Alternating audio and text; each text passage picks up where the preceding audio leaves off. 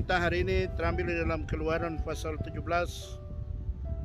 ayat 8 sampai ayat 13 yang mengisahkan tentang kemenangan orang Israel menghadapi orang Amalek.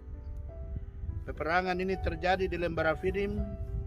Musa menugaskan Yosua untuk memilih orang-orang pilihan baginya untuk turun dan berperang melawan bangsa Amalek di Refidim. Firman Allah mencatat bahwa Yosua dan pasukannya turun dan berperang. Tetapi ayat 11 mengatakan, kalau tangan Musa terangkat, orang Israel menang. Kalau tangan Musa turun, orang Israel kalah. Maka tema khotbah kita hari ini adalah tangan yang terangkat kepada Tuhan. Amin. Saudara-saudara yang Kristus kasihi, Yosua memilih pasukan elitnya atau orang-orang khususnya. 1 Petrus pasal 2 ayat 9 katakan, kamulah bangsa yang terpilih, imamat rajani, bangsa yang kudus, umat kepunyaan Allah. Allah memilih kita untuk menghadapi tantangan dunia ini. Allah memanggil kita bukan untuk berjalan dalam sebuah perjalanan yang ringan, tapi kita berhadapan dengan begitu banyak masalah. Kita berhadapan dengan begitu banyak tantangan. Kita berhadapan dengan begitu banyak pergumulan. Namun firman Allah katakan, kalau tangan Musa terangkat, orang Israel menang. Kalau tangan Musa turun, orang Israel kalah. Tangan yang terangkat kepada Tuhan ini dapat saya bagi dalam 3 bagian. Bagian yang pertama dari mengangkat tangan kepada Tuhan adalah kita menyerah kepada Tuhan. Amin. Menyerah kepada Tuhan artinya bahwa kita berpasrah penuh kepada Tuhan. Bahwa kalau orang yang berperang, orang yang kalah, pasti dia harus menyerah. Tanda menyerah adalah dia mengangkat tangan. Mengangkat tangan yang pertama adalah dia menyerah dan memberikan dirinya diperiksa oleh yang menang. Firman Allah katakan Yesus yang menang, firman yang menang. Amin. Dan firman Allah katakan bahwa kamu bersih karena firman yang kamu dengar. Haleluya. Kenapa Allah menuntut kita untuk hidup dalam kesucian? Kenapa Allah menuntut kita untuk hidup dalam kekudusan? Karena tanpa kekudusan, tanpa kesucian, kita tidak akan pernah melihat mujizat dari Tuhan. Amin. Menyerah, mengangkat tangan kepada Tuhan adalah kita menyerah dan membiarkan firman itu datang dalam kehidupan kita untuk membersihkan kehidupan kita sehingga kita terlepas dari dosa-dosa kita. Hal yang kedua dari mengangkat tangan adalah Yeremia 18 mengatakan tentang Tuhan memerintah Yeremia ke rumah tukang periuk. Kebetulan dia sedang bekerja dengan pelarikannya. Dalam pekerjaan itu, tukang periuk itu akan membentuk bejana tanah liat itu menurut apa yang baik pada pemandangannya. Dan Tuhan berkata kepada Yeremia, sebagaimana tanah liat di tangan tukang periuk, demikian juga kamu di tanganku, hai Israel. Kita semua, Bapak Ibu, saya, keluarga kita, anak-anak kita, usaha kita, pelayanan kita, jabatan kita, pangkat kita, kedudukan kita, apapun yang kita miliki, semua berada dalam proses Tuhan. Amin. Tuhan yang mengendalikan segala sesuatu. Haleluya. Segala sesuatu itu berproses, dan proses itu Allah yang kendalikan. Yes. Menurut Yeremia 18, Allah melakukan sesuai dengan apa yang baik pada pemandangan.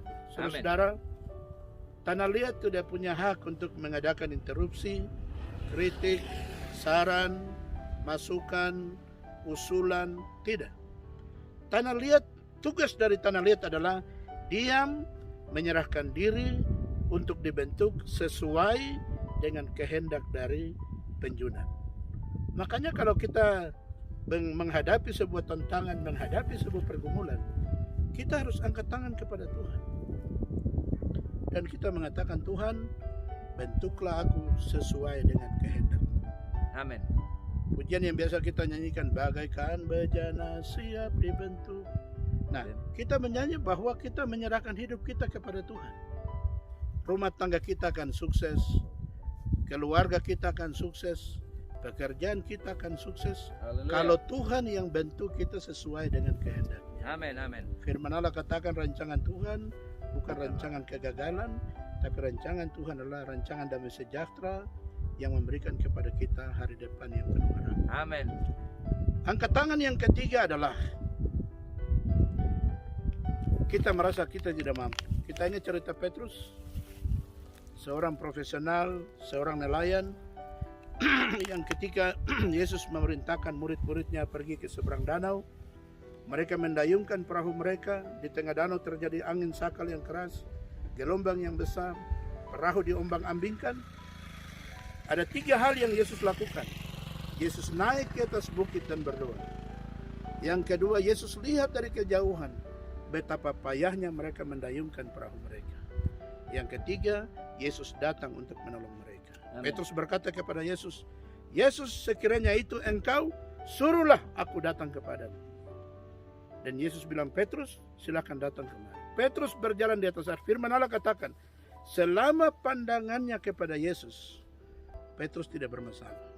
Tapi ketika pandangannya diarahkan kepada gelombang yang besar, angin yang kencang, gelombang besar, Petrus tenggelam. Saudara-saudara, kita tidak menemukan catatan di dalam Alkitab yang mengatakan bahwa Petrus berenang kembali ke perahu. Kalau kita ingat kisah ketika Yesus mengatakan, Petrus, dorongkan perahumu ke tempat yang dalam, labuhkan pukat. Petrus berkata, Tuhan, telah sepanjang malam kami bekerja. Berarti kita dapat menyimpulkan bahwa untuk berenang di Danau Galilea pada malam hari, Petrus dapat lakukan. Tapi apa yang Petrus lakukan hari itu? Petrus tidak berenang kembali ke perahu. Tapi Petrus angkat tangan, dia berteriak, Yesus, tolong saya. Artinya, kita harus mengakui bahwa kita ini tidak mampu menghadapi segala sesuatu. Amin. Ada pergumulan, ada tantangan, mungkin engkau punya kemampuan, ada dan sebagainya. Tapi ingat, Yesus lebih dari segala. Haleluya. Yesus sanggup. Amin. Yesus luar biasa. Yesus bisa menyelesaikan semua. Amin, amin, amin. Posisi kita adalah angkat tangan dan panggil, Yesus, tolong saya. Haleluya. Firman Allah katakan, Yosua menang dalam peperangan di Rafidim itu karena Musa mengangkat tangan. Musa tidak bisa kuat sendiri. Ada Harun di kiri, ada Hur di kanan. Keduanya menopang tangannya sehingga tangannya tidak turun sampai matahari terbenam. Haleluya. Dan Yosua memenangkan peperangan hari itu. Saudara-saudara, Anda tidak bisa menang sendiri. Istrimu, anak-anakmu, keluargamu, kita harus bersatu. Kita harus saling mendukung. Amin. Kita harus kerjasama. Selama tangan kita terangkat ke atas, selama kita bersatu dan bekerja sama, maka Tuhan akan membuat mujizat dalam kehidupan kita semua. Tuhan memberkati. Haleluya, haleluya, haleluya.